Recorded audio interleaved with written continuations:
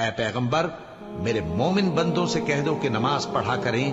اور اس دن کے آنے سے بیشتر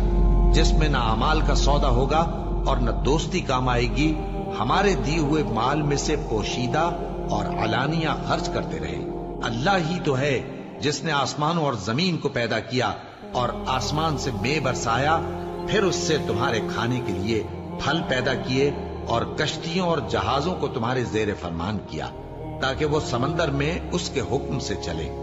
اور نہروں کو بھی تمہارے زیر فرمان کیا، اور سورج اور چاند کو تمہارے لیے کام میں لگا دیا کہ دونوں دن رات ایک ڈگر پر چل رہے ہیں، اور رات اور دن کو بھی تمہاری خاطر کام میں لگا دیا،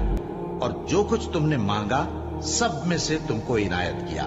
اور اگر اللہ کے احسان گننے لگو تو شمار نہ کر سکو، مگر لوگ نعمتوں کا شکر نہیں کرتے۔ کچھ شک نہیں کہ انسان بڑا بے انصاف ہے۔